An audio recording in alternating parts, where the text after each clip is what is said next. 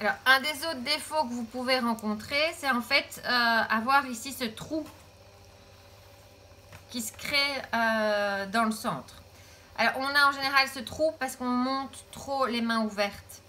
Le muscle ici à la base du pouce ne travaille pas. Donc, si vos doigts sont... Si vraiment vous essayez de faire en sorte que vos pouces se touchent, vous aurez toujours une pointe ici. Vous n'allez pas faire de creux.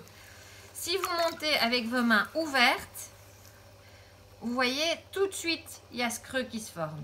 Donc ça, c'est vraiment penser à orienter. Toujours, les mains doivent être orientées vers le centre. Tout le temps, tout le temps, tout le temps. D'accord? Donc ça, c'est vraiment, j'ai envie de dire, une des conditions très importantes quand on fait ces techniques-ci. C'est à la fois ici bien...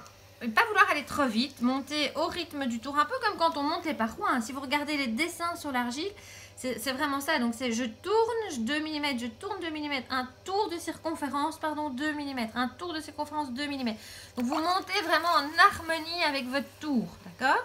Le but ici n'est pas de faire une colonne de terre de 50 cm de haut, c'est vraiment juste la faire monter pour pouvoir la centrer et redescendre.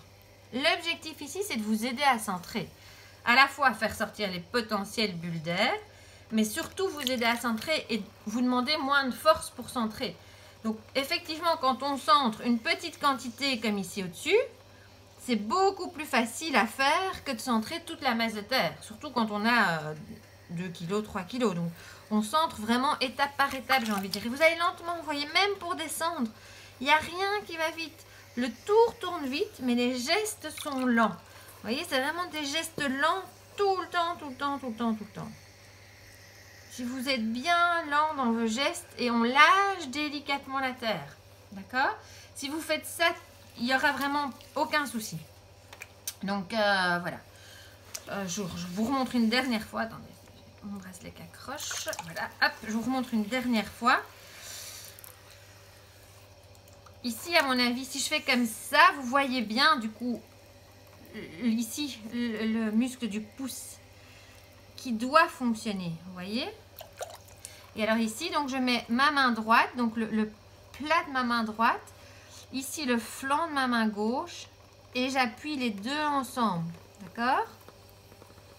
Et je descends évidemment les mains, et puis à un moment donné, s'il faut, je mets vraiment ma main gauche beaucoup plus bas, vous voyez, elle est vraiment plus basse, et j'appuie délicatement.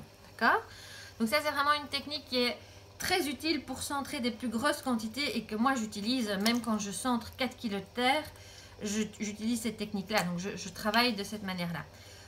Maintenant, je suppose, mais j'espère pas, mais si je fais encore, il y a encore d'autres vidéos de prévues, donc j'aurai probablement l'occasion de vous montrer comment on centre des 3-4 kg de terre. Comme ça, vous pouvez vous entraîner à la maison également si vous avez l'occasion.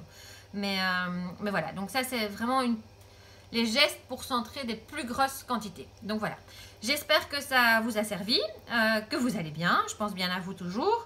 Et puis voilà, même si vous n'avez pas l'occasion de tourner à la maison, regarder des gestes, c'est toujours utile, c'est jamais perdu. Donc ne soyez pas trop déprimés, c'est pour mieux rebondir après. Donc voilà, à tout bientôt!